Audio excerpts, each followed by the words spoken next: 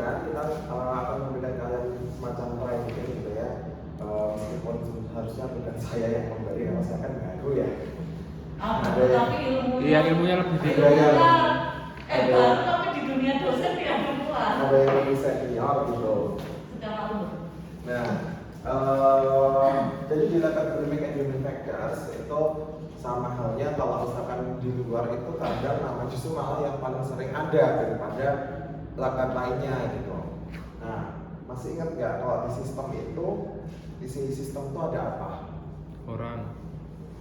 Yo, apa aja? Singkatannya apa? Men. E5, E3. 5M. Iya. Jadi kan ada man, machine, method, bla. Nah, one of them adalah man gitu ya.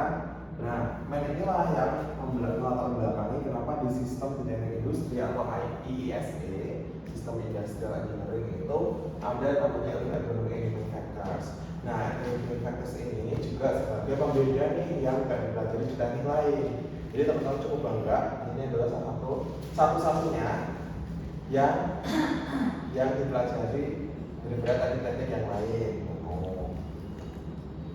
Nah, kemudian kenapa kamu dari nama labnya juga lu nggak ngerti kenapa di sini namanya Agronomic and Human Factors ya? Aku nggak ngerti nama aslinya itu apa di lab ini karena yang menamai adalah Bapak Kapolri dan Ibu Gahita.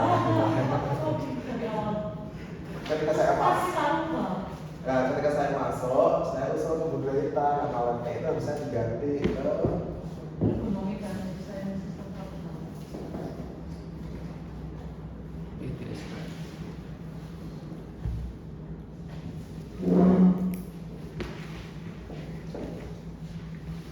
Nah, awalnya namanya human factor ya Mbak ya?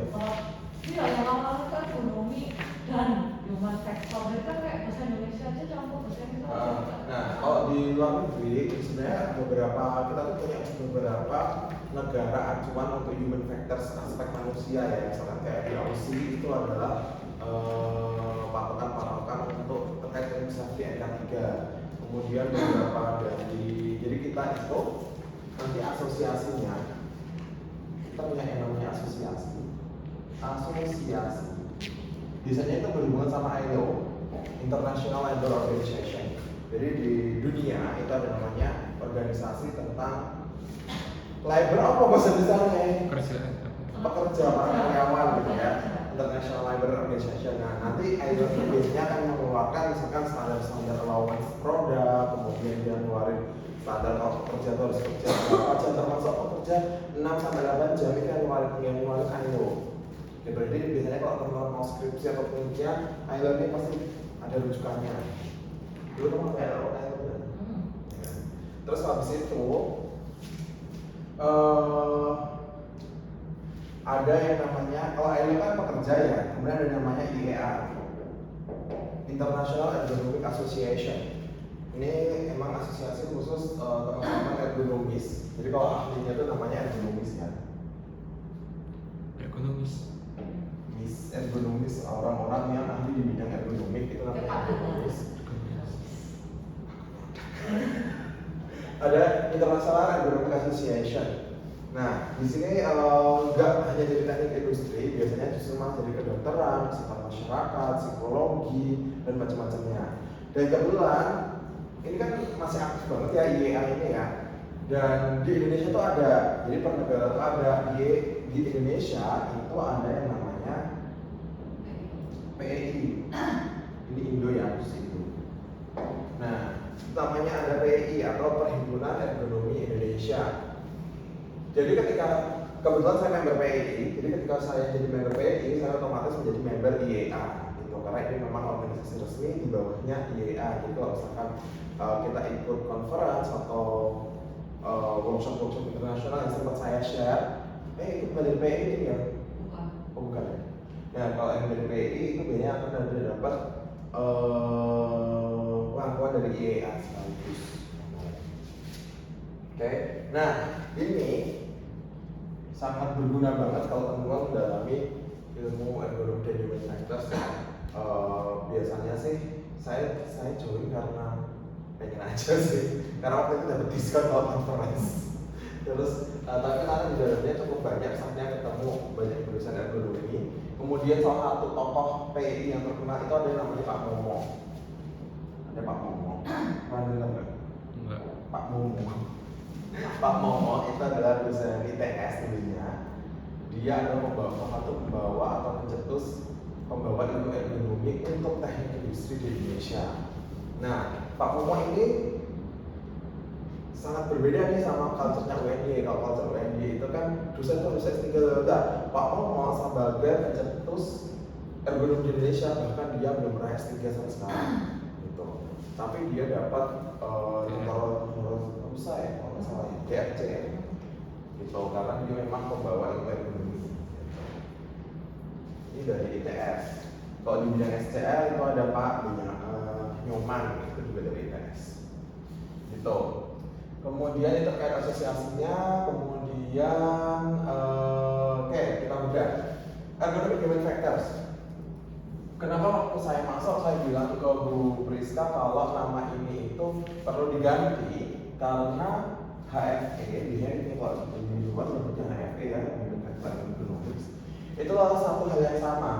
Jadi kita ngomongin human factors adalah faktor-faktor manusia yang mempengaruhi manusia dalam bekerja, sedangkan ergonomics artinya adalah bagaimana pekerjaan fitting the job to the person, gitu kan? Jadi itu adalah hal yang sama, bagaimana faktor manusia menjadi penyebab pekerjaan itu harus di-adjust, intinya kayak gitu. Nah, akhirnya saya mau Bu Priska sekarang menggunakan nama ini ergonomi dan sistem kerja. Kemudian bentar, aku memberi intro apa lagi? Cakupannya. Skopnya. Nah, skopnya. Nah, skopnya sebenarnya secara garis besar itu ada banyak banget. Tapi kalau dari pemikiran saya itu ada 5. Ada ergofisik, ada ergokognitif,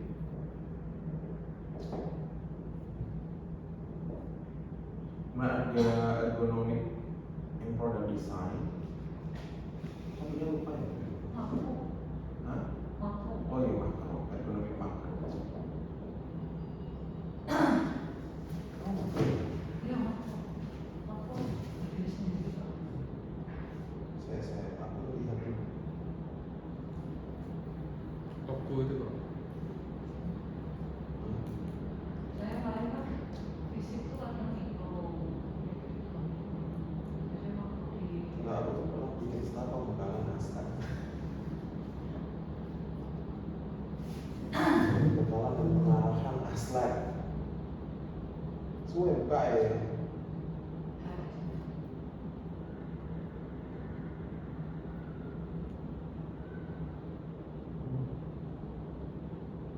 Oh, sorry. Yang kelima adalah safety OSH. Ini skop secara keilmuannya ya, secara knowledge-nya. Tapi kalau kita ngomongin skop secara headline-nya ya, itu cuma ada 2. Ergo makro sama ergo mikro. Jadi memang beda point of view.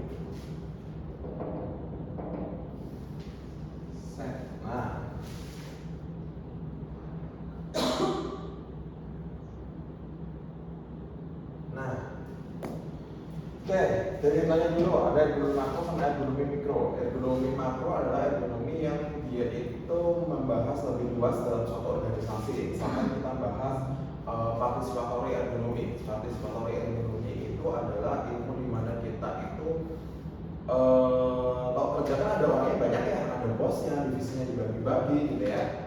Nah, dalam divisi itu kan kadang mungkin bagaimana leadership itu mempengaruhi kinerja, kemudian bagaimana etika mempengaruhi kerja, budaya kinerja. Nah, itu dipelajari di makro, ergonomi makro.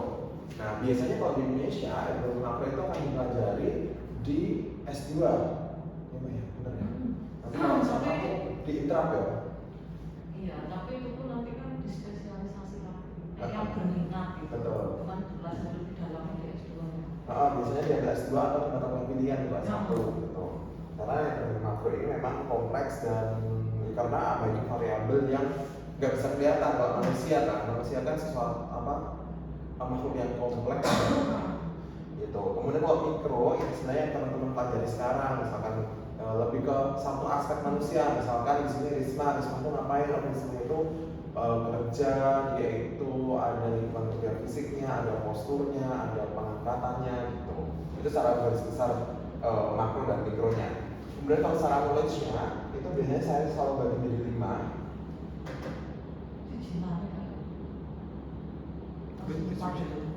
Satu, dua, empat, sorry. Enggak, empat. Ya, terlalu 4. Fokusnya 4, knowledge focus. Namanya itu knowledge focus. Itu ada di 4. Ergonomi fisik itu membahas terkait bagaimana sikap fisiknya manusia. Itu misalkan kita membahas postur kerjanya, biomekanikanya, kemudian gerakan-gerakannya, kemudian antropometrinya. Nah, kemudian kalau kognitif itu adalah proses bagaimana pekerja itu mengingat, merasakan seperti beban kerja mentalnya, kecepatan reaksinya, kemudian nanti neuroscience-nya. Neuroscience itu adalah gelombang otaknya, ya. Kemudian ada product design. Nah, product design ini beririsan dengan lab sebelah, manufaktur sebenarnya ilmu manufaktur ya. Nah, kalau manufaktur itu dia adalah mendesain sebuah produk jadi yang bisa untuk dijual, sedangkan kita nggak cuma untuk dijual, tapi akan long lasting, sustainable untuk dipakai oleh manusianya. Kemudian OSH, teman-teman juga udah tahu K3 dari Prof. Kencama ya. Jadi K3 itu salah satu di bidang kita gitu. Nah, misalkan nih, makanya kalau misalkan kayak Julpan kan mau skripsi ya, coba dari 4 ini mana yang disukai nih, apakah mau di K3 apa di mana. Nah, kemudian baru nanti kita ngobrol lagi masalahnya di mana gitu. Jadi saya selalu saranin aspek itu bisa semuanya gitu ya. Keempat-empatnya tuh ya bisa, tapi kalian kalau bisa fokus nantinya ketika kalian skripsi itu fokus di salah satu aja gitu. Misalnya kayak gitu. Kemudian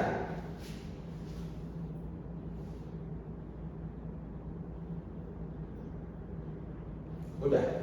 Nah, kemudian kalau kita ngomongin mata kuliahnya, mata kuliah yang ada di UNY ya, itu ada BPSK, kemudian ada ergonomik ya Mbak ya, ergo, kemudian ada K3, kemudian ada Product Development, PPP.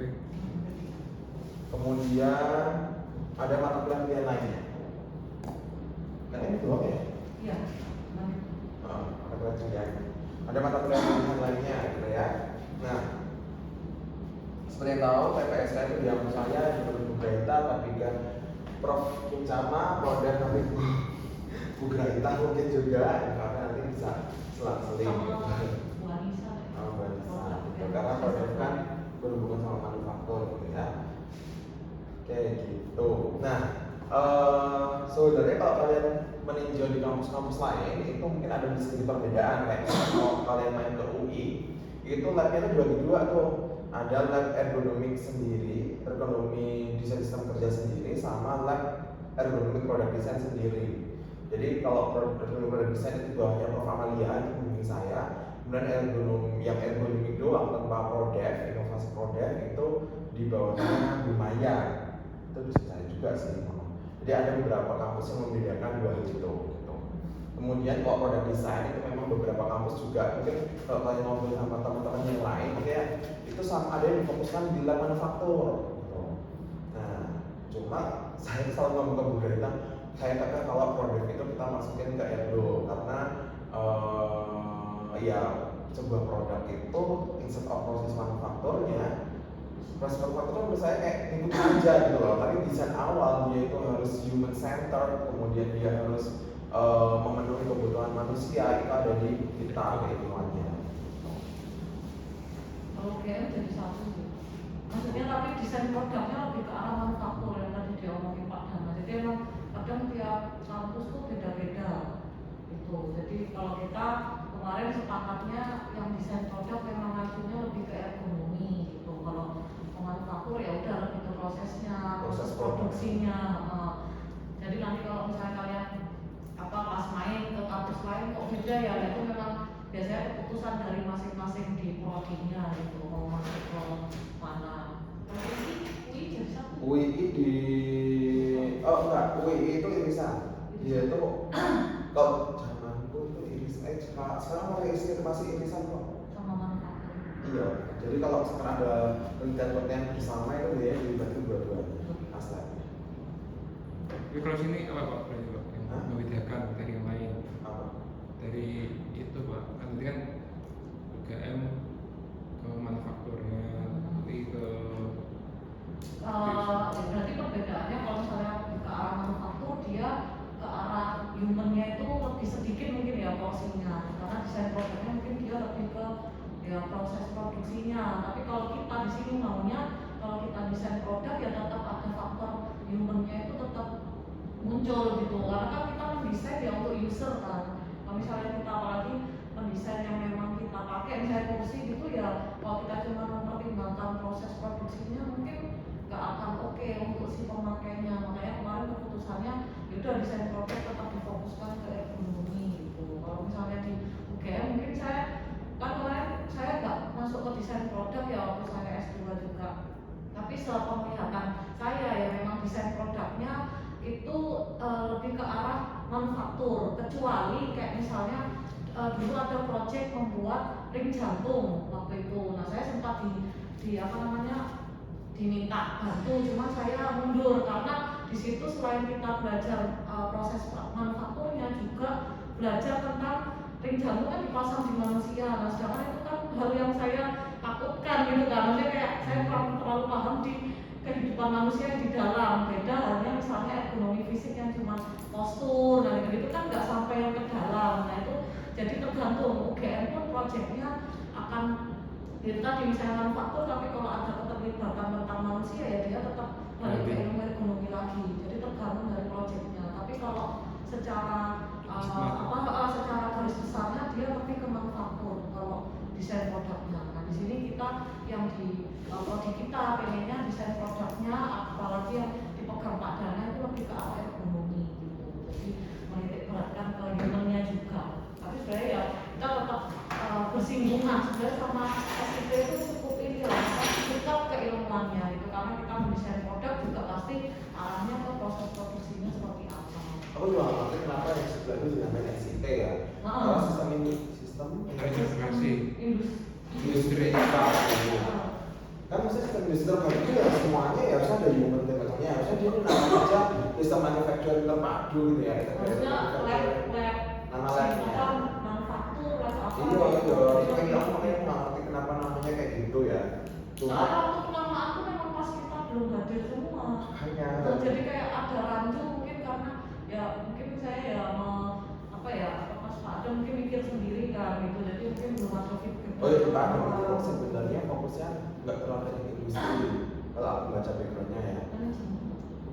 Manajemen. Manajemen. Ada dia punya hukum dan dia satu S2, jadi dia tidak kalau aku lihat dari fokusnya itu dia tidak mendalami di satu fokus.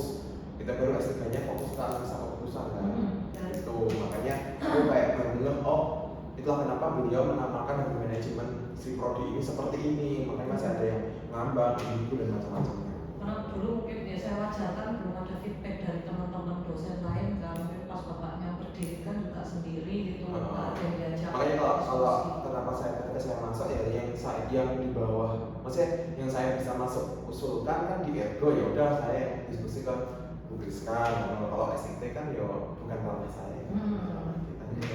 Ya wes paling cuma keilmuan ini.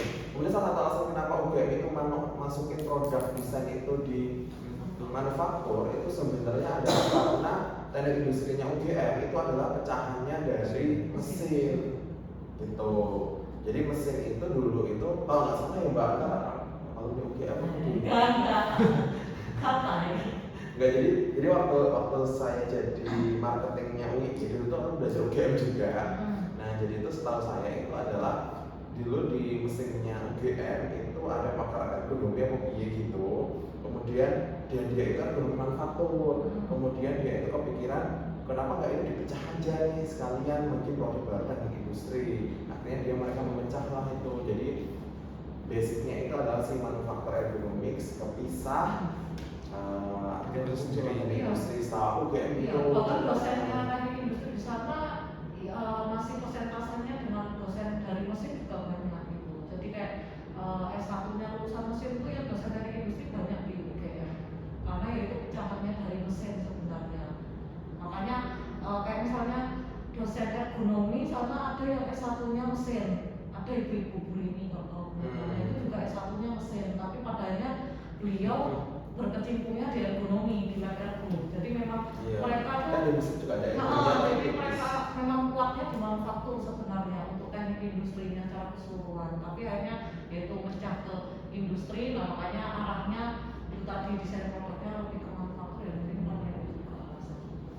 Kalau UI kan lebih ke manajemen kan? Kalau UI lebih ke manajemen. Jadi setiap kampus biasanya ada ciri khasnya. Dia lebih ke manajemennya ke apa ke manufaktur gitu.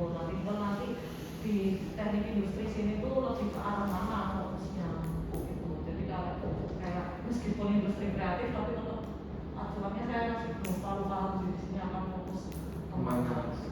Tapi kalau saya pribadi sebenarnya gimana? Kalau saya pernah ngajar di tempat ya, dimanapun saya berada biasanya saya tetap membanggakan ergonomi sih kayak karena ketika ada pameran atau apa yang biasanya dikeluarin pertama itu ya ergo toh mentok-mentok manufaktur gitu. Manufaktur karena punya mesin dan produk gitu ya biasanya. Tapi kan produk di manufaktur biasanya itu enggak se-usable itu gitu. Nah biasanya itu di ergo. Makanya dulu tuh ketika saya masuk pertama, Mbak gimana kok kita ngelis tentang produk, jadi ketika ada tamu kita bisa nunjukin ini loh produk kita tuh apa gitu.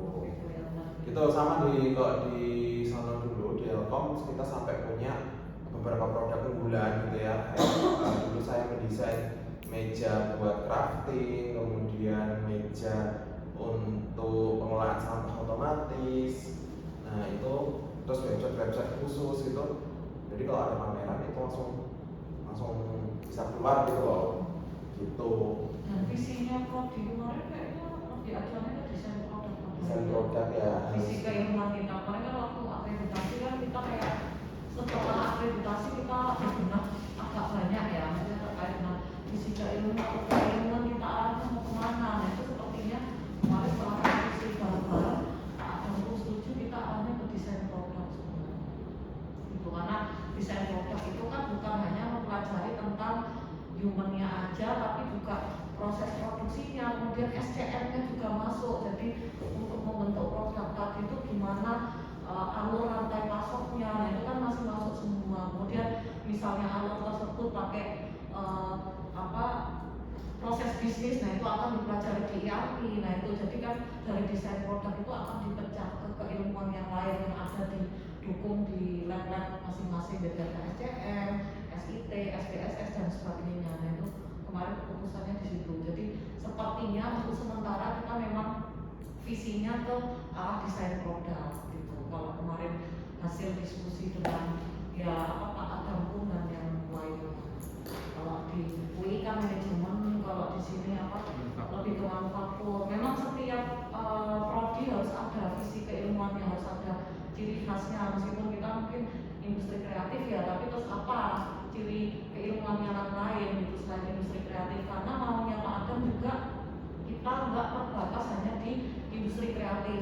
Itu hanya sekedar kita punya wawasan aja. Kemarin pun saya saat tulis statement industri kreatif yang dimaksud tuh seperti apa? Apakah kita harus bergerak di bidang itu? Nah kalau bergerak di bidang itu kan kami semua nggak setuju karena itu terlalu membatasi. Pada akhirnya maksud dari wawasan industri kreatif itu adalah kita terus berbenah, continuous improvement. Jadi kita terus berkreatif gitu, memiliki jiwa kreatif lah istilahnya. Jadi misalnya kita sudah sampai di tahap ini ya kita terus berbenah, ya itu tadi continuous improvement. Pada akhirnya statement itu yang akhirnya kita pegang, jadi bukan kita harus di bidang industri kreatif, tapi secara pemikiran kita harus kreatif gitu. Kalau statement awalnya, karena kan ya harus tahu kan semua, bahkan mahasiswa harusnya tahu dari visi kita tuh di break, maksudnya ini apa, sebenarnya memang harus disampaikan waktu ospek atau waktu apa itu harusnya sebenarnya sudah disampaikan karena waktu ospek kan setahu saya yang dilibatkan hanya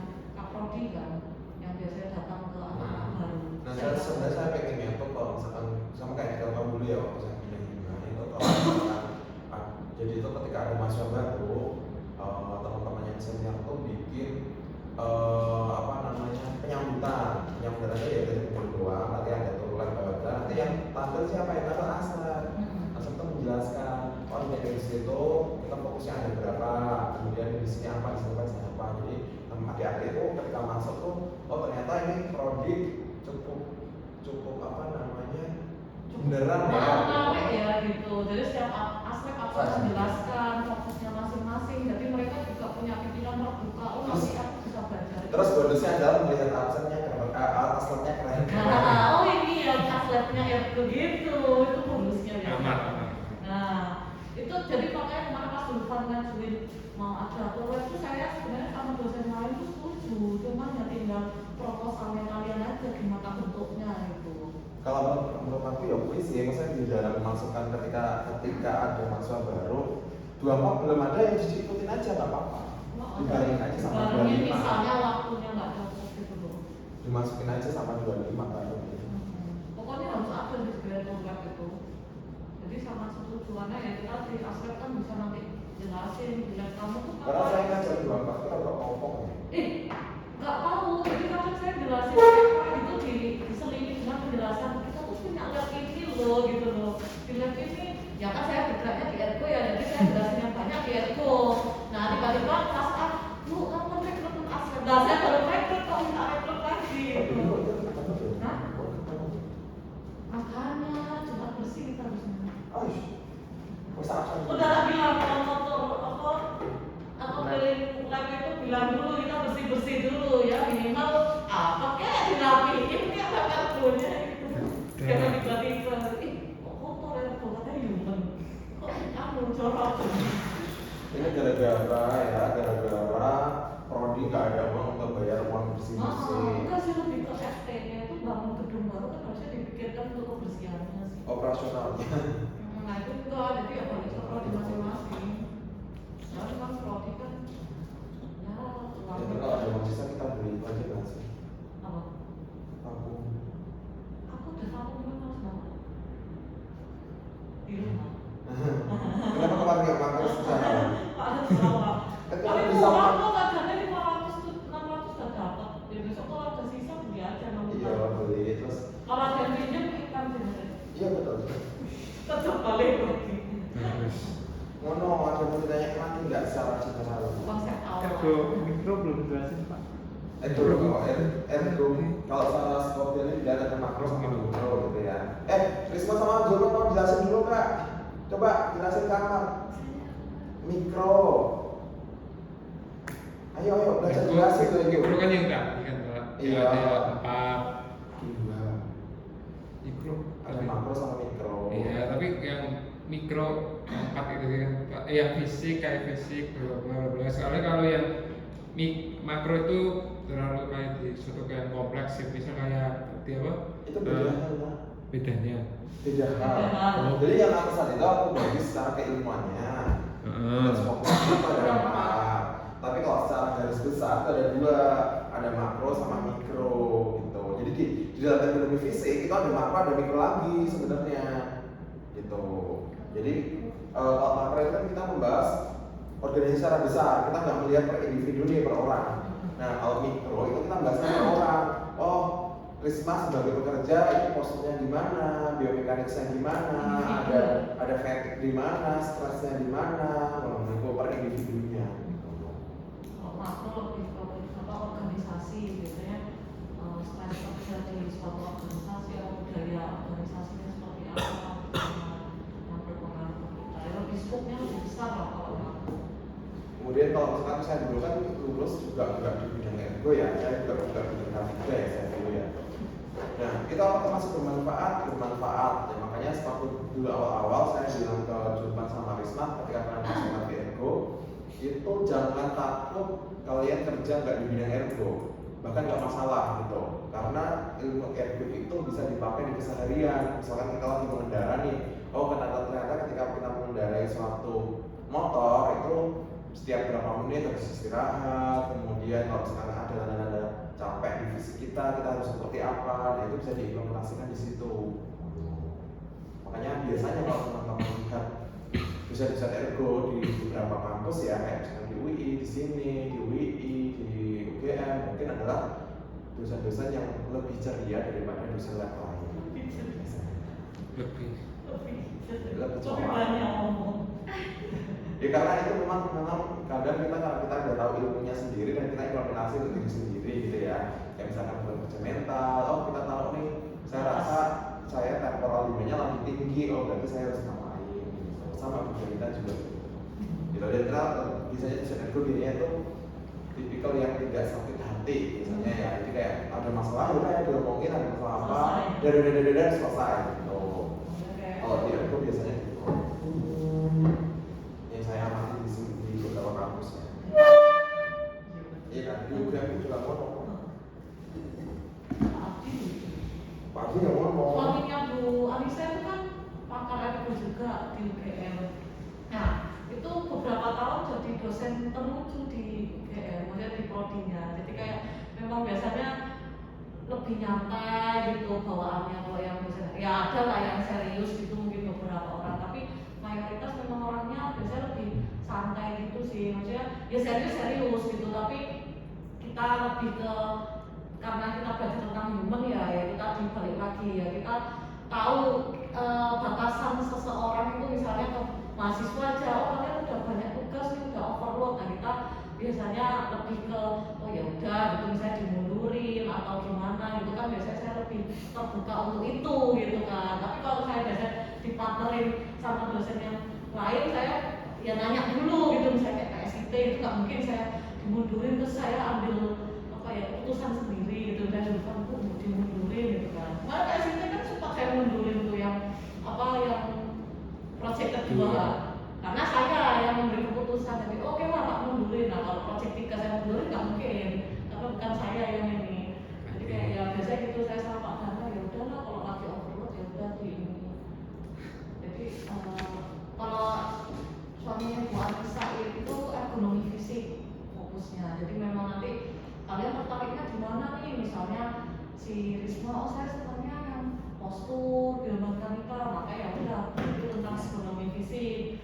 Saya si Amal, saya lebih suka yang makro yang tentang organisasi, ya udah gitu fokus ke sana gitu. Tapi tetap semua keilmuannya yang seperti yang dikatakan Pak Dana tadi ya tetap harus paham semua, karena kan nanti kalian akan di apa ya konsultasi karena apa adik-adik tingkat masa kurang paham, tapi tetap ada satu lah yang dipegang apa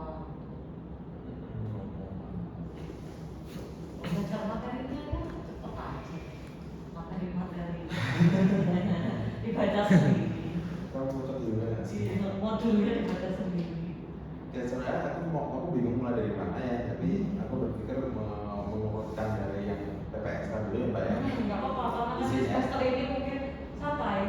Yang semester ini kan Amal sama Risma mungkin lagi menguasai. Nah yang Zulfan kan harus ada refresh lagi dari awal karena dia sudah semester 6. Mungkin terlupa, saya yakin lupa juga. saya yakin Harus membuka. Saya pun lupa kok kalau disuruh yang mana ya buka dulu. Oke, jadi yang pertama yang kita bahas itu adalah postur kerja. Nanti kalau ada pertanyaan tanya aja ya. Nah sebenarnya kalau kalian mungkin sini saya kasih tahu gambaran juga ya, gimana sistem AXLab di kampus lain gitu ya.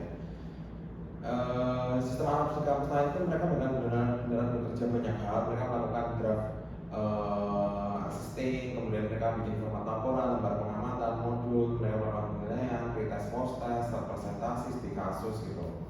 Nah, draft ajar itu biasanya adalah draft yang bisa dibahas ketika Nah, sistem wajib baca.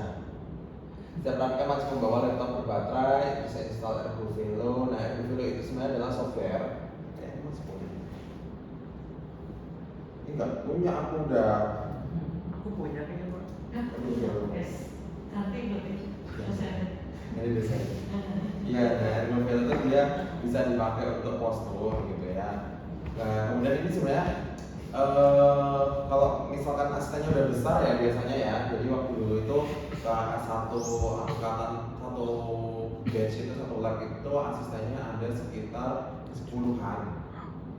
Jadi aku tuh memegang berapa ya? 6 kelompok apa ya? Enggak nyampe 10 kelompok pokoknya untuk satu aslab. Per kelompok itu 2 orang. Berarti aku memegang 20 mahasiswa. Gitu. Kalau di UI ya, kalau di UI kan memang rata-rata masuknya kan 6 kelas, berapa kelas? 6 ya? 6 5 kelasan ya minimal, 4 kelas minimal. Apa di UI? UI per kelasnya. Oh. Kapan itu sampai kan? Hah? Heeh. Tak angkatanku tuh sampai A B C D E F. Gitu. 8 berarti. Sekitar 10 kelas kan swasta ya. Sama Gitu. saya Jadi modal soalnya. banyak gitu. Kalau di UI itu ya di UI nggak banyak sih 4 Terus kelasan. yang keangkatanku tuh 12 kok 12 atau Iya 2011. soalnya 2011 itu pas banyak-banyaknya. Ya karena swasta kan. Terus kemudian kasih tahu praktikan nih yang dipelajari softwarenya itu apa, kemudian syarat pengambil datanya itu gimana. Jadi kalau kita ngambil data itu sebenarnya nggak diajarin saya ajarin ke kelas ya.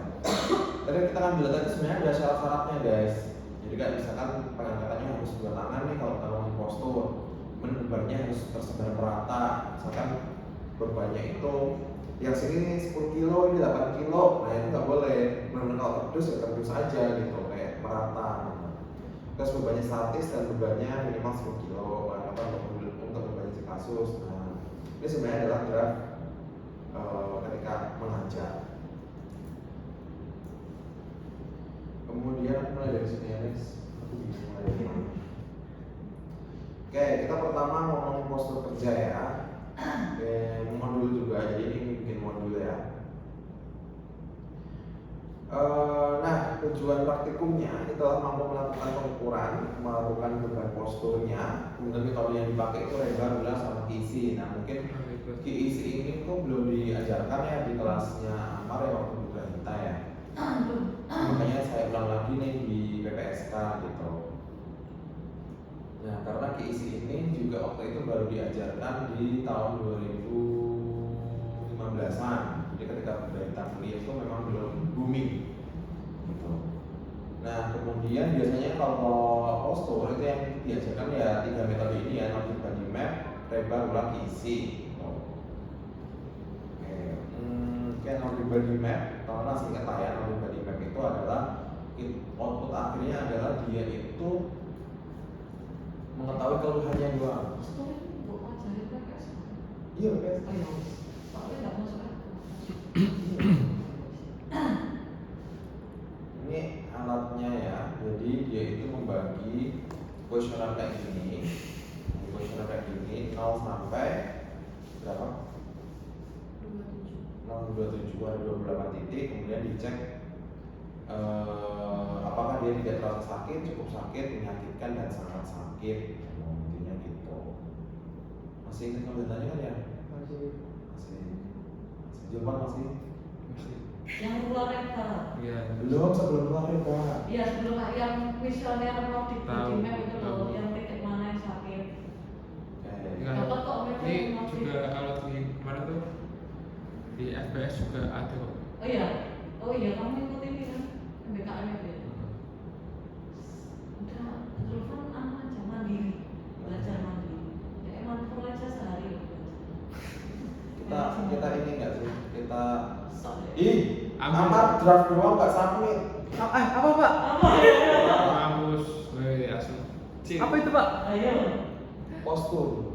Masa sih Pak? Mau kali emang harus sampai semua. Semua. Oh. Nah, tuh. Pak, masa sih Panik, Pak? panik. Santai, jalur dalam.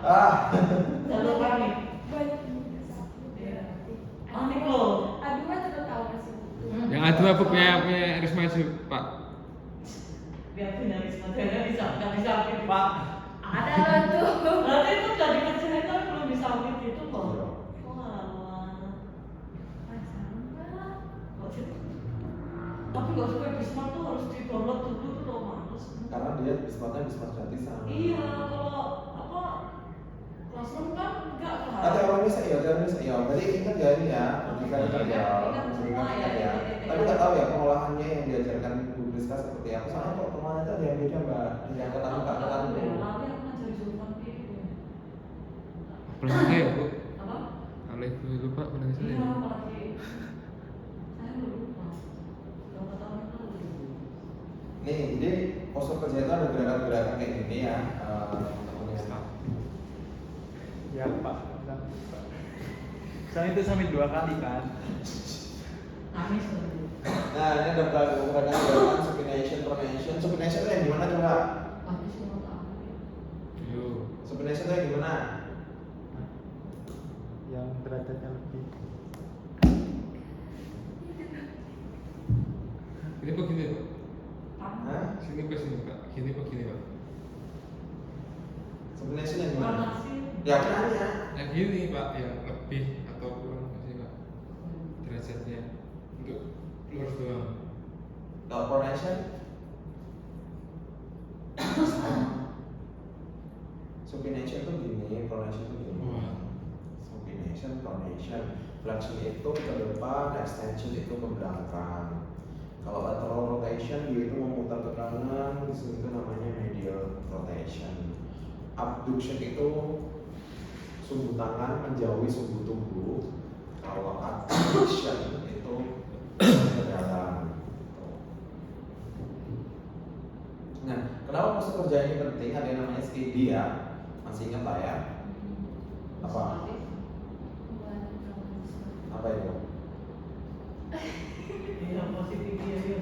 Harus tahu tuh kan. Gangguan yang menyebabkan Kumulatif, trauma disorder Iya. itu kan kumulatif itu kan bertumpuk gitu ya. Trauma itu kan Traumatik. rasa sakitnya. Jadi rasa sakit yang bertumpuk terus menerus, nah itu akan menjadi STD, kumulatif trauma disorder. Nah itu disebabkan ketika posturnya itu gayanya berlebihan, sendi kaku. Sendi kaku itu maksudnya gimana coba? Digerakin kaki. Gak bisa digerakin. No. Kalau gaya berlebihan kan ya gaya yang berlebihan itu kan misalkan tiba-tiba kalian melangkah kegedean gitu ya, atau misalkan yang kok kayaknya nyampe ternyata harus gini, nah itu kan gaya yang berlebihan. Kalau senjata aku tuh gimana? Ini Nggak pernah digerakin, nggak pernah digerak. Terus juga nggak tahu harus di kamu. Gak bisa digerakin. Enggak, Eh, bukan nggak digerak. reaksinya lambat. Bukan reaksi yang lambat. Jadi sendi yang kaku itu misalkan nih Risma nggak pernah lari gitu ya. Nah, otomatis secara body memorinya itu dia itu otot dan sendinya itu tidak didesain untuk lari gitu. Dan ketika dia melakukan lari pertama kali itu pasti merasakan sakit pegel-pegel. Oh, kayak harus nge-gym tuh. Kalau yang nggak pernah nge-gym. Nah itu yang disebut dengan gerakan sendi yang kaku yang tidak pada posisi normal, atau misalkan itu pertama dari kebiasaan, atau sendi kaku itu bisa dilibatkan misalkan kayak ketika kalian belajar kayak gini tapi ini ada bentuknya kan? Yang kalau kalian tuh ada kalian tuh dari sini gitu. Kan dari sini, harusnya kan dari sana ya, dari meja itu dari sininya, tapi ini dari sininya, jadi kayak kaki kalian tuh harus ngebuka gitu loh. Oh. Nah, padahal kalau enaknya kan yang normal itu lurus gitu. Nah, itu Ya, aku bisa. emang ada yang bagus. Iya. Kemudian perulangan gerakan yang Macam postur kerja. Duduk di sana sih. capek, yang berulang terus menerus langsung kayak di hapus kemarin kan ada yang kayak gitu ya, kemudian kurangnya istirahat. Oke, aman ya. Hmm.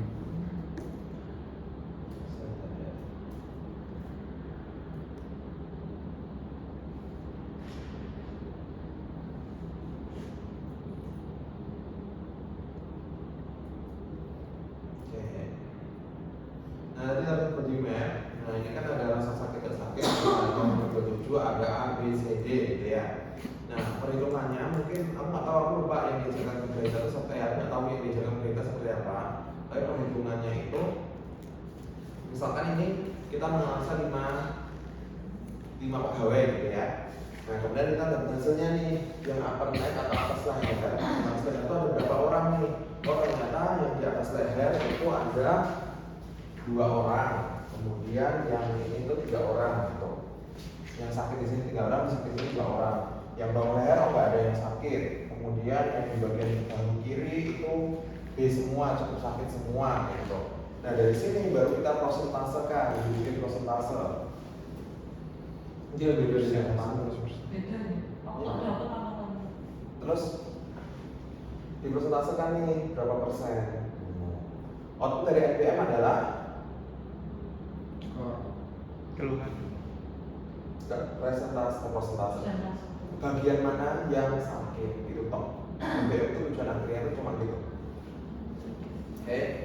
Nah, ketika tahu di bagian mana yang sakit, barulah dianalisa menggunakan metode yang ada metode ini nih, Reba, Mura, OAS, PEI, ISI, dan Libel. Oke. Nah kalau kita ngomong metode itu ada 2, kualitatif dan kuantitatif. Reba, Mura, OAS, PEI itu termasuk kuantitatif dan PEI Libel itu adalah kualitatif karena dia benar-benar objektif ya, tergantung jenis subjeknya tanpa opini maksudnya gitu. Kalau masih ingat Reba itu adalah metode penyempurnaan setelah Rula. Jadi ditemuin pertama itu Rula, disebutkan oleh Reba. Rula itu karena cuma di upper limb, jadi yang cuma apa namanya Mbak Lim? Limb itu atas perut. Atas perut, jadi awalnya cuma atas perut. Cuma kok pekerjaan-pekerjaan pengangkatan itu juga bisa. Jadi ketemulah si metode Reba gitu. Kemudian sekarang masih dipakai kok, si Reba ini masih dipakai di depan. Nah, tergantung case-nya. Kemudian ada OAS, OAPO, Work Posture Analysis. OAS ini masih dipakai juga, PEI juga dipakai, cuma mereka tuh jarang dipakai karena limitasi dari pekerjaannya. Jadi si OAPO sampai PEI ini tidak dipakai tapi tidak yang general gitu. Makanya kalau di S1 biasanya kita ajarkan si Reba sama Rula gitu. Kemudian ada namanya Libel sama TC. Libel sama IKC ini sebenarnya sama, dia tipenya adalah kuesioner. Nah si Libel ini lebih ribet, makanya nggak kita ajarkan. Makanya diajarkan adalah si IKC. Oke ya. Oke, nah ini keterbatasan-keterbatasannya ya. Ini masih ingat lah ya, masih ingat lah ya. Bisa itu gampang. Gampang. Paling tunjukkan yang diisi itu yang gampang. Kisi ngerti bisa? Udah tahu dia. Oh paling MBKM dapat nggak? Enggak. Nggak dapat. Kalau BKM cuma Nah sebenarnya nanti kalau misalkan teman-teman ngecek laporan terkait postur, yang paling penting dicek itu adalah penentuan sudutnya mahasiswa. Penentuan sudut itu biasanya pada salah. Pertama dia tuh harus diambil dari sini. Yang sini itu adalah titik L5S1, lembar 511. Ya, L5S1 itu ada di kayak satu jengkal, 4 jari dari tulang ekor biasanya. Jadi ya di sini, di situ. Oke, nah dia harus pakai tarik garis lurus dulu, baru dia beloknya kemana gitu. Jadi dilihat benar-benar penentuan sudutnya. Kemudian ke lengan atas, kemudian ke leher, lengan bawah, pergelangan. Oke, kemudian ini kalau pakai endofilo kayak gini ya, pakai kayak gini tampilannya. Makanya sebenarnya kemarin saya request minta satu komputer untuk di lab dulu, ya. Jadi Tapi orang harus disuiku pun. Nareba itu sama ya. Dia tambahannya cuma ada di kaki sulitnya. Tuh di kaki. Laporan saya kayaknya pakai Ergo Flow Pak. Dapat meta tuh apa?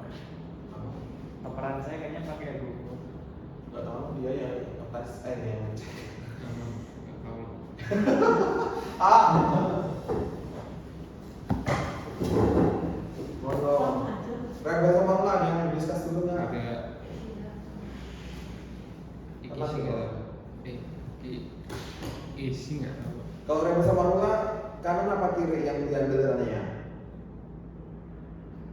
Kan fotonya dari kanan atau kiri? Kanan. Lurus. Kanan. Tergantung Pak, kalau saya dulu kan apa itu Bu, Oh, Pak bensin. Oh iya, mau bensin. Nah tergantung itu Pak, kalau mobil sebenarnya itu Pak. Jawaban yang benar adalah ayo kanan atau kiri? Kanan. Kiri ya, kalau kiri. PPS kayak Kanan kiri. Kalau ini dari Nah, itu kalau mahasiswa biasa nggak perlu tahu hari ini. Karena ada hasilnya kalian udah tahu. kiri, cek poin. kiri, Menentukan kalian dapat dimsum atau enggak? kiri. Enggak. Jadi kanan sama kiri itu apa yang menentukan hanya berbeda. Jadi sebisa mungkin kalau real case-nya itu diukur keduanya. Gitu. Kemudian dalam pengangkatan, let's say, Tapi kalau kasusnya tadi kayak Zulfan dua-duanya. isi apa nggak mau bensin, Iya, isi ini Dua-duanya. dari kanan dan kiri harusnya. Harusnya dua-duanya. Dulu enggak lagi ada. Karena memang praktikal, kalau memang praktikal di kelas memang salah satu. Ya salah satu. Enggak sesat dari saya. Gitu. Tapi Kalau- sesat. Kalau misalkan Harusnya berarti ya. jadi harusnya itu dua-duanya. Jadi dari situ baru bisa dilihat ditentukan apakah dia itu posturnya itu benar-benar beresiko atau enggak. Karena kan ada tuh ya kadang ada yang kaki kirinya itu nyender, kaki kanannya baru tergantung, gitu kan kayak gitu ya rasanya ya. Nah, Terus nanti kayak hasilnya beda. ya memang analisanya 2 kali. Gitu. Ya makanya dianalisa, makanya perbaikan kerjanya sebelah kanan dan sebelah kiri. Nah, yang kelompok besok namanya kanan kiri apa sih? Terserah mereka. Pak, saya mau tanya Pak, kan misal dulu kayak juga, kalau saya dua galon sama yang latihan SPBU. Nah kan alat galon tuh, kan saya kan bingungnya dulu tuh pas, misalkan ini kan galon di bawah, nah kita hitung sudutnya tuh pas lagi di bawah banget atau pas tengah atau pas Kondisinya pas nah, apa? itu. Pas apa tuh? Dua-duanya, bawah sama di atas. Iya. Pas perasaan dari sini sampai ke tempat asal tuh tujuannya deh. Dua kali kan? berarti? Iya 2 kali, tapi pas tengah udah bapak ngajar kelas. Gitu. Tapi sebenarnya kalau apa mencari laporan tuh dia 3 kali, ada yang di sini di atas sama pas 7. Oke, kalau sama 2 kali Pak. Pas di bawah sama Bawah di sama angkat tujuan. mobil tangan. oh berarti di awal sama tujuan. Kalau Jepang, Depannya nanya. brainstorming. Nggak ada yang salah. Kalau nggak brainstorming kan mahasiswa biasa. Tetap. Menurutmu. Kalau di logika kayak mana? Semuanya sih Pak, tapi kayaknya awal sama akhir sih kalau saya. Minimal awal sama. Gambarnya apa? Kayak lagi. Iya makanya. Tapi ada sama. Ini kan kita awal, akhir di Mana? Pertanyaannya adalah berapa kali kita harus mengukur, betul kan? Ya. Posisi yang mana yang harusnya Yang harus diukur, ya. Jawabannya adalah Bu Priska mau menjawab. Nggak tahu. Jawabannya adalah sebenarnya adalah paling aman itu semuanya, gitu. Nah, cuma ketika melakukan ini ya, misalkan kita ambil bagian pengangkatan, ini kan pengangkatan atau lifting. Nah, ketika kita lifting, itu kan prosesnya kan benar-benar dari bawah naik berapa senti berarti baru naik, gitu kan ya, sampai let's say ini itu disejajar dengan sumbu badan, itu baru disebut ke posisi ini, ke posisi tengahnya, gitu ya. Nah, kemudian kapan ketika dia itu dari bawah titik 0 sampai let's say 50 cm, itu kapan pengambilannya? Itu para ergonomis itu bilang yang sekiranya itu paling beresiko. Gitu. Kapan paling beresiko? Ya tergantung objeknya masing-masing. Berarti kalau secara umum berarti cari yang paling beresiko dari yang timur ya. Dari yang di sininya, katanya ada 3 proses ya. Posisi mana yang Nah, kalau yang paling benar kanan kiri dan 3 prosesnya itu diukur. Kemudian kalau misalkan Di setiap prosesnya setiap prosesnya dilihat yang kelihatan paling beresiko. Misalkan kamu angkat meja nih di sini ya. Di sini kamu angkat meja dari sini, kamu harus ke XS. Lewat situ misalkan, lewat situ kan sempit misalkan ya. Nah, mungkin itu yang paling beresiko. Nah, berarti disitulah yang kamu harus diukur. Kalau yang di sini lurus.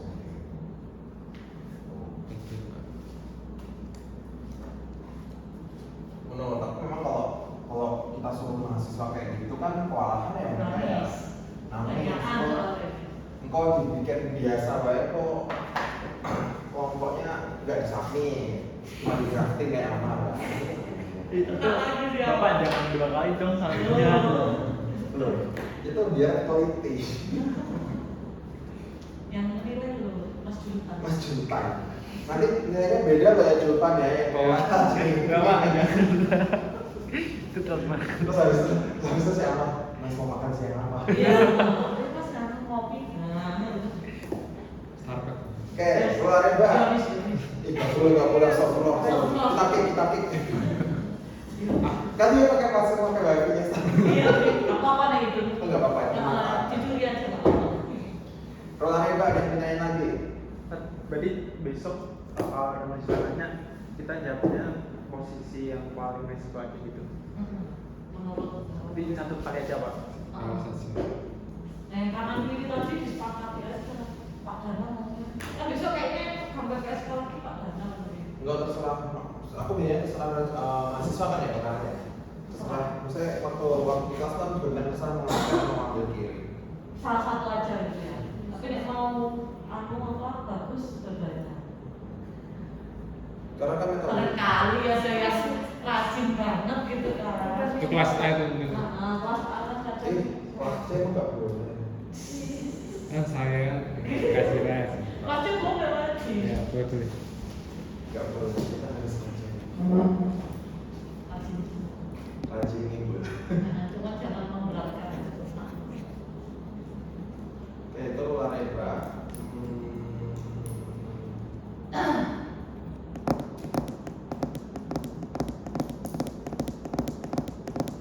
Ini penentuan kopling ya, pengangkatan masih ingat ya? Coba ya masih ingat ya.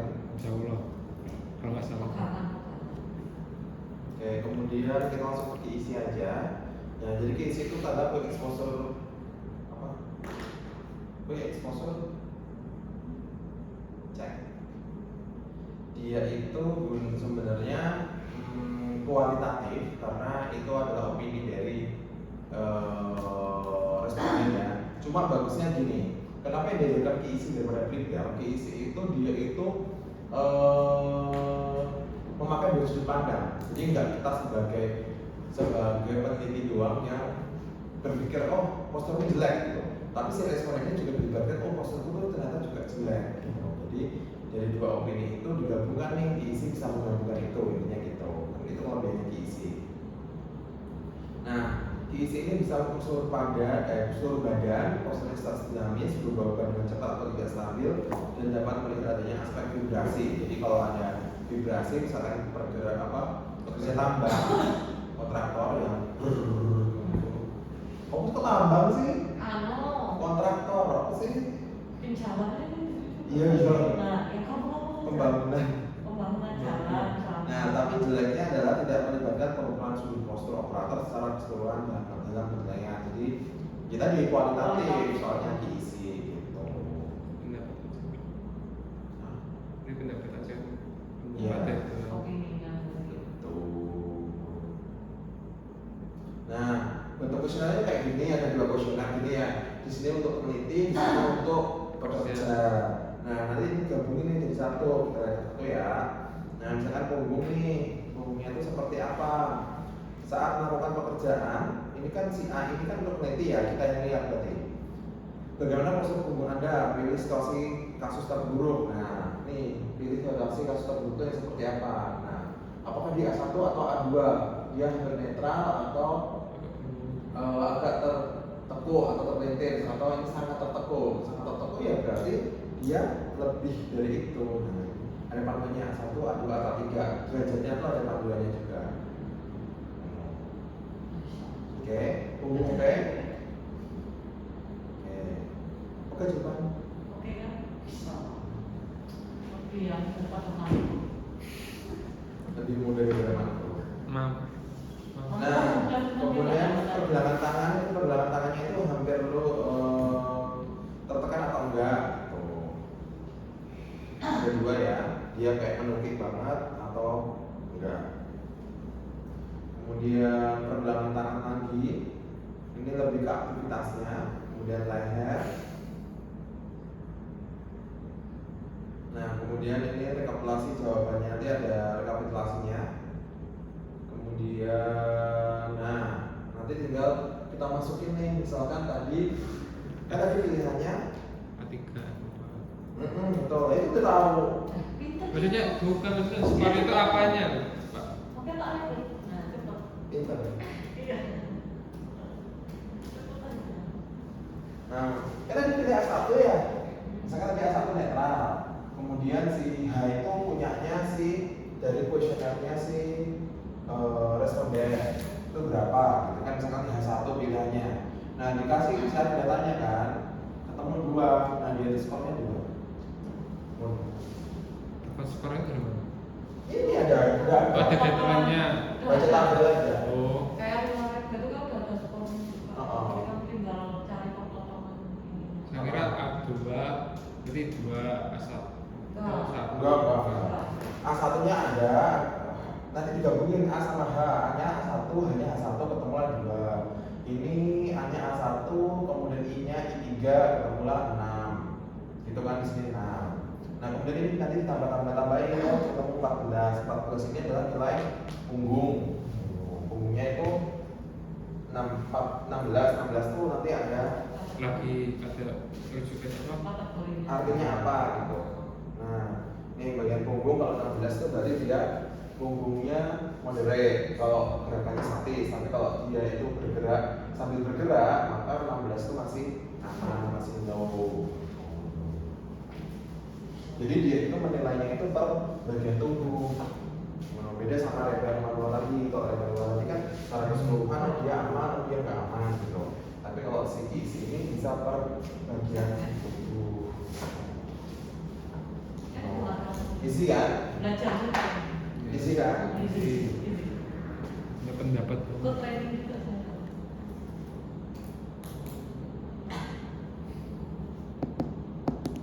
Oke. Berarti analisisnya juga per segmen ya? Manusia itu segmen. Apa coba? Biasanya manusia dari yang paling berisiko misalkan very high, misalkan lehernya very high itu kenapa? Karena dia membungkuk. Di analisis yang paling berbahaya. Mundur. Bisa. Oke, sampai sini ada pertanyaan. Terus ini ada yang namanya exposure score. Exposure score itu adalah total score dibagi 176. Jadi total score yang tadi yang punggung, leher, pergelangan tangan, sama bahu kan yang diukur 4. Itu 104 ketemunya dibagi totalnya itu selalu 176. Nah, ternyata dia terkena exposure 59% dari tubuhnya. Exposure itu adalah tekanan. Oh, bisa exposure besar ya, Pak? Pressure. Terekspos. Banyak. Iya. Posturnya tuh terekspos tuh berapa persen gitu. Nah, ternyata secara keseluruhan itu berapa? Kalau 59% dia masuk ke perlu penelitian lebih lanjut dan dilakukan perubahan. Jadi kalau PIS itu memang bagusnya dia per segmen dulu, baru dia bisa keseluruhan exposure. Oke, kemudian pencegahan STD itu ada 3. Ini biasanya ada engineering control, administrative control, dan APD. Engineering controls itu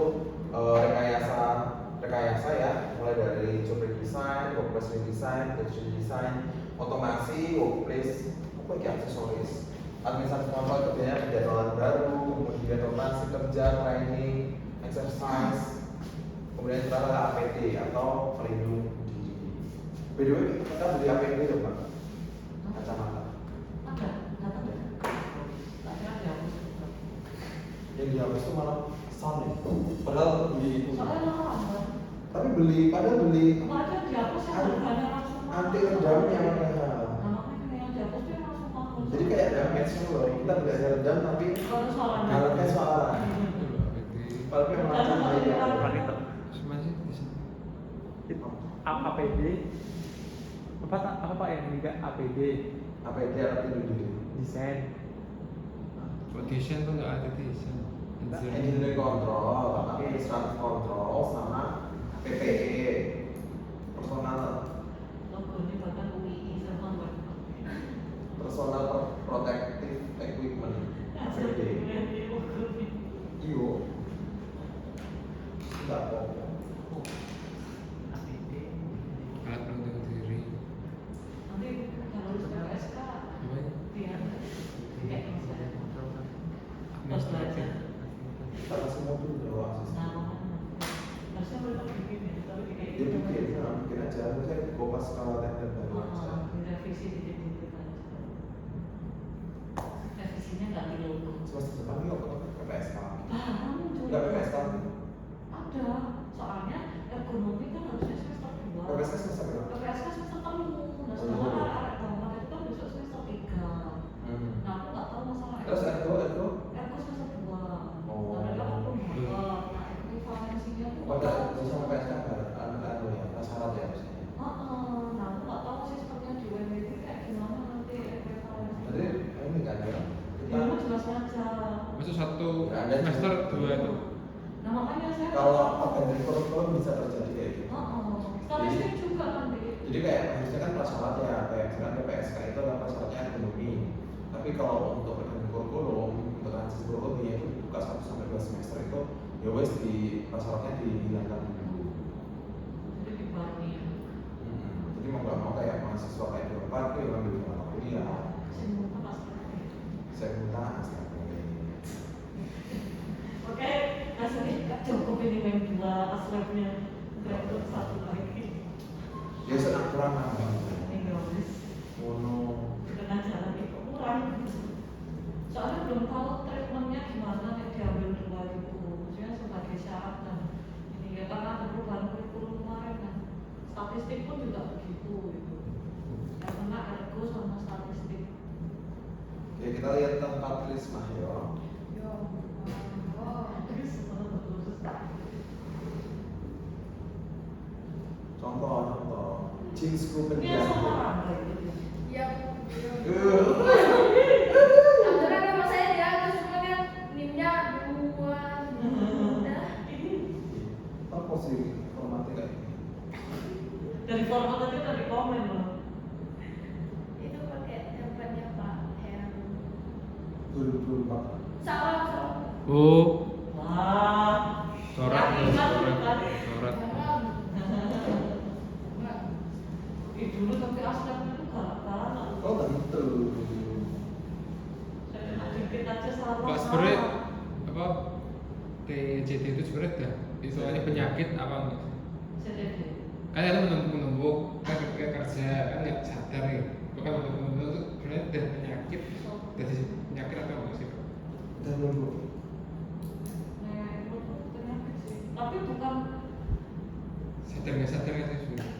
kan kumulatif trauma disorder. Nah, menurut saya udah penyakit karena dia kan ya istilahnya sekarang saya logikakan misalnya sakit jantung nih. Nah, jantung itu kan terjadi karena kita yang misalnya gaya hidupnya kurang sehat, terus tertumpuk pada suatu momen dia akan sakit jantung gitu. Nah itu kan kayak udah tumpukan yang gaya hidup kita misalnya kurang sehat gitu, misalnya dari segi makanan, dari segi kesehatannya misalnya nggak pernah olahraga gitu. Nah itu akan tertumpuk menimbulkan penyakit jantung misalnya. Nah kalau saya logikakan ini dia kan karena misalnya postur kerja yang tertumpuk salah terus dan nggak segera dibetulkan. Nah itu bisa jadi dia termasuk dalam penyakit. Kalau saya sih menganggapnya dia penyakit ya, karena dia hasil postur kerja yang memang nggak benar dari awal, dan itu terjadi selama misalnya bertahun-tahun bahkan misalnya di pekerja. Itu kalau menurut saya. Kalau menurut Kak Danu sedikit. Iya, namanya sesuatu dia tuh udah masuk ke gejala ya. Gejala penyakitnya memang udah masuk ke penyakitnya. Logikakan dengan itu tadi, saya logikakan dengan jantung itu kan karena dia nggak yang tiba-tiba sakit gitu, tapi pasti ada pencetusnya dari awal. Ngantuk kan? Kopi kan? Tidak ada. Iya. Aduh. Harus ke bawah dulu. Belum buka udah ada info. Jamnya udah 10 setahu saya. Supi. Aku pernah nggak nungguin dia di kulkas dulu, 10. Ya harus sama jadi beli. Ini pendahuluan nih. Nah ini awalnya 2 orangnya, terus saya lagi 1, kadang 2, kadang 1. Apa yang kurang di sini duluan? Citasi. Oh. Ya, saya udah T, ikut. soalnya kena terus kan PSIT. Kita ada di kita tes. Sebagai yang pakar laporan dan semester 3 sampai semester 6. Tujuannya. Udah tahu dia titik-titik ini, titik-titik laporan. Salahnya di mana nih? Apa ya?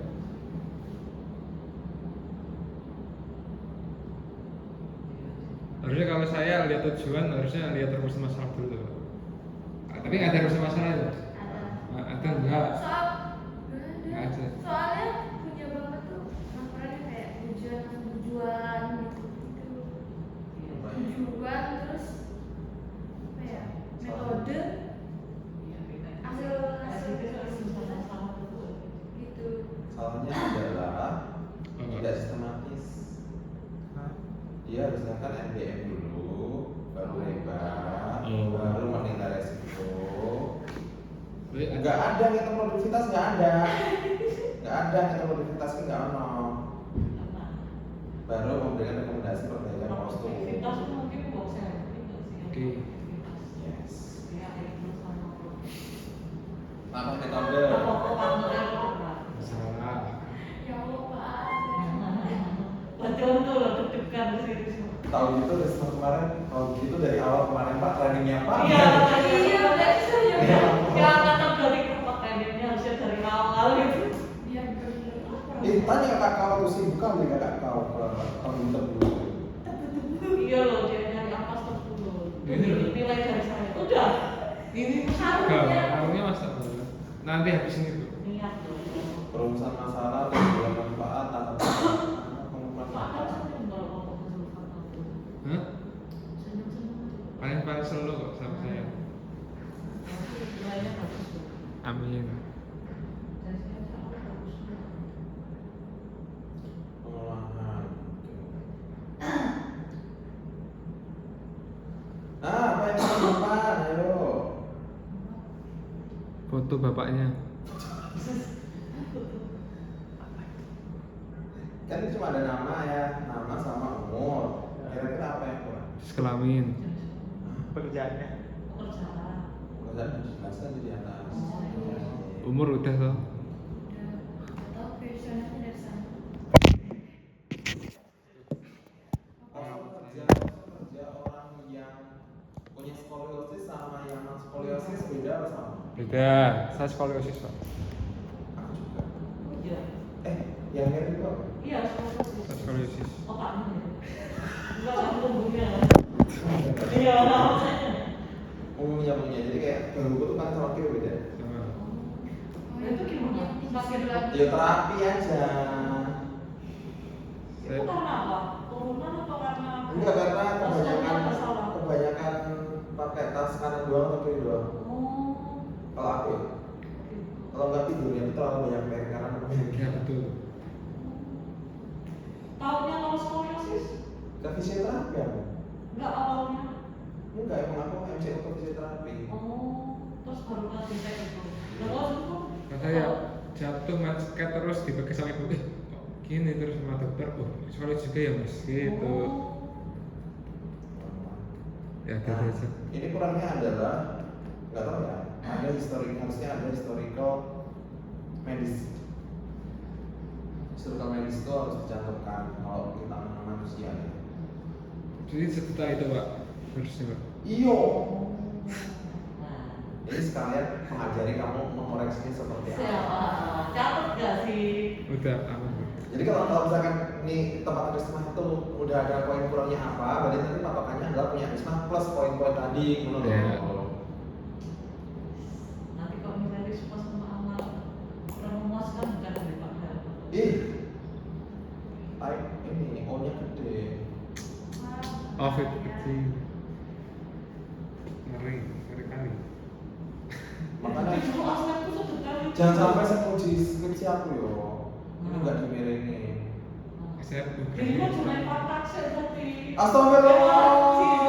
Kalau pak saya nanti ini. Kok nggak ada Makanya kalau datang dulu ya, anak itu pilih aku jadi sebagai pembimbing. Tuh kan benar, yang Terus salah itu jadi kita ada yang bilang gini, ada yang minta ke komputer TA-nya kan, yang lulus berdasarkan Bu, enggak saya Tuh. lulus. Gua pikir aku nggak pernah lulus, kita tak pernah. Berarti kamu harus sidang sebelum Pak Dana naik pangkat. Kalau enggak pasti kena Pak Dana itu. Rekor. Lah kan dia bisa jadi misalnya aku jadi pembimbing apa nggak sih? Bisa. Makanya kamu pembimbing satunya. Iya ibu bapak. Biasanya kerja minggu masih. Saya dulu pemeriksaan saya kalau ngapain. Beneran aku sama Bularwati. Yang kerja Bularwati. Biasanya gitu. Oh, orang ketok ini kan minus ini. Orang ketok. Sebetulnya. Itu nggak SS dari apa ya, kita pakai Di YouTube.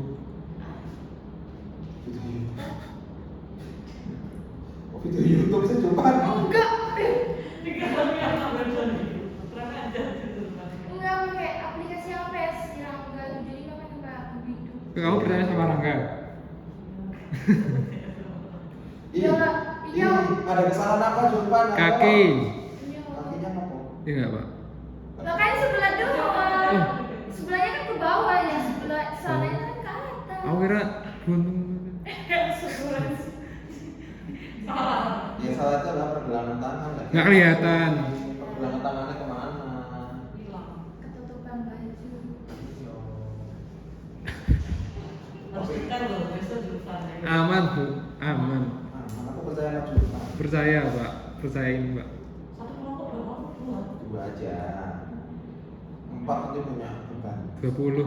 Aku saya kelompok duanya Nah, itu. dua sama. Enggak apa-apa. Tiga. Ntar banyak. Dua aja beban satu. Oh iya deh.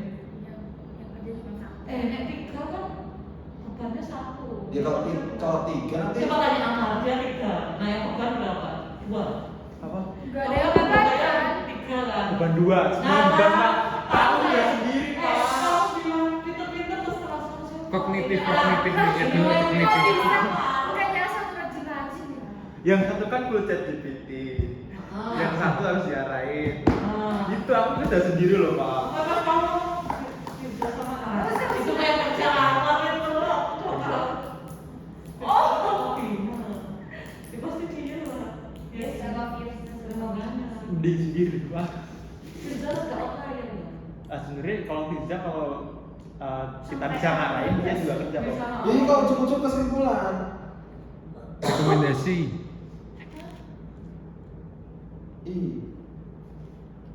Kok cukup kesimpulan sih? Biasanya bagian analisis tuh yang harus Analisis kamu rekomendasi kuat. bla bla bla. Wah, itu langsung analisis loh. Analisis Tabel pertama. Mana analisa apa mana? Poin aja Itu tuh. Pak, gitu-gitu. Mana? Nggak boleh analisis tuh harus banyak loh. Enggak analisa apa mana? Terus setiap poin analisis sedikit. Ini bukan analisa, ini baca Kalau tabel. super bagus loh dulu. Saya selalu bagus. Saya ya tak jadi ya ketiga ya. Analisa itu bukan baca tabel. Analisa itu bukan baca tabel. Analisa itu misalkan kayak gini, ketemu final skornya 4 gitu ya. Nah, yang 4 itu termasuk apa? Medium risk typo. Medium risk. Kenapa dia bisa ketemu medium risk? Karena nilainya gitu. Kenapa dia bisa nilai segitu? Karena postur tubuhnya gini. Nah, karena misalkan nih ya, kalau postur tubuhnya gini, kira-kira mana yang paling berpengaruh? Let's say, ternyata punggung ini karena dia terjadi karena ada pembungkukan sekitar berapa derajat. Nah, ketika dia duduk itu tidak ada senderan sehingga membuat duduknya berapa derajat. Kemudian dilihat lagi dari leher dia membungkuk sekitar berapa derajat, dan itu karena kursi tingginya tidak Pas. sudut pandang mata gitu ya. Kemudian nah pokoknya harusnya dibahas kayak gitu. Analisa itu harusnya menjawab semua why-nya. Tapi itu dikasih resiko mesin nggak Pak? Sebenarnya bisa nggak Pak? Apa? Kasih resiko mesin misal. Tapi kan kalau dekat Mas nanti kalau jauh nanti nggak kelihatan soalnya kecil. Begitu gimana? Alasan dari si Kan objeknya. kita nggak perlu feedbacknya mereka, kita cuma melihat aja dari data kita kan ketemunya 4 nih. 4 kan resikonya medium. Jawab aja kenapa kok bisa medium? Ya karena 4 ya 4 itu kenapa? Misalkan sudut Cuma pandang dilihat kita. dari sudut pandang kita sebagai peneliti. Iya. Jadi kayak why-nya tuh harus kejawab. Kalau punya Arisma ini kan dia cuma baca ya skor 4 itu menunjukkan action level 2 dengan level resiko sedang, yang berarti diperlukan investigasi lebih lanjut dan perubahan dalam waktu dekat untuk mengurangi resiko cedera akibat posisi kerja yang kurang ergonomis. Ya iya kurang ergonomis, tapi penyebabnya apa? Kan belum terjawab. Makanya kemarin kan sempat saya tanya di kelas, kecepatan reaksi kalian tuh secepat apa? Kenapa kira-kira? Oh ternyata mungkin kecapean malamnya, atau mungkin lagi nggak fokus dan macam-macamnya. Alasannya, analisa itu adalah mencari alasannya, gitu. Jadi nggak cuma membaca hasilnya doang. Misalkan nanti beban kerja mental, Bu Priska ini nggak stres, padahal kerjanya banyak, gitu ya, taksnya banyak. Kenapa kira-kira? Oh ternyata Bu Priska ini punya coping mechanism makan yang enak, kemudian teman-teman yang solid, nah misalkan punya atlet-atlet yang suportif, misalkan mono. Jadi kalau di sini ya, kalau dari saya ya, analisa nilainya 0. Kalau saya enggak. Saya rasa berjuta. Tidak kasihan jadi 2. Ya Allah. Udahlah nunggu. Saya pernah, belum ya. Aku tuh pernah bikin Checklist. Enggak, aku bikin Format ya. format penilaian kejurupan, tapi belum tak share. Backup penilaian.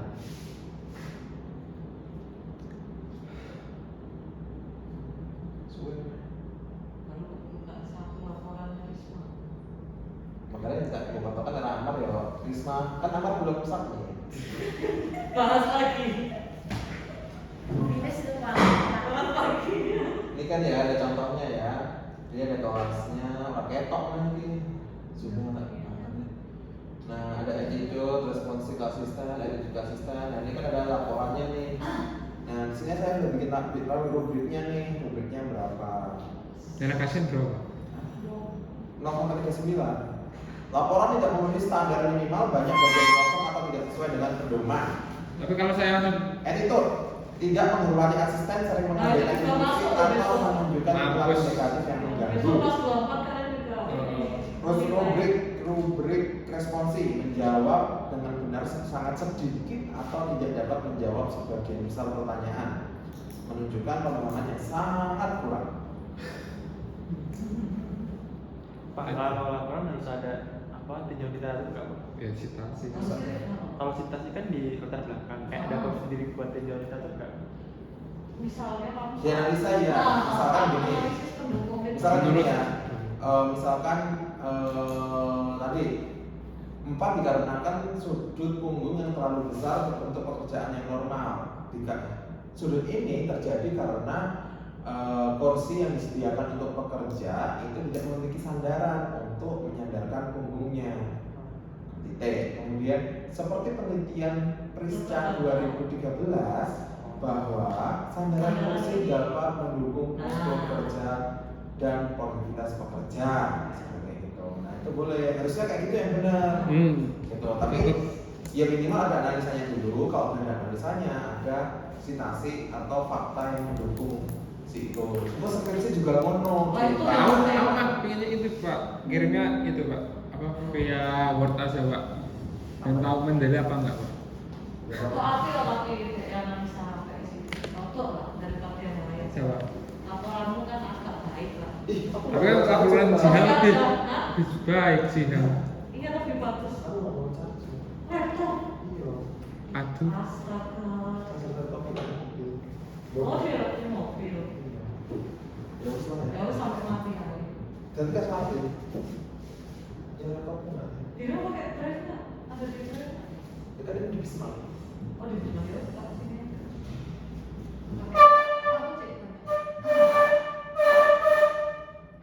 Mono terus kesimpulan baru. Lihat tabel Pak, lihat tabel Pak.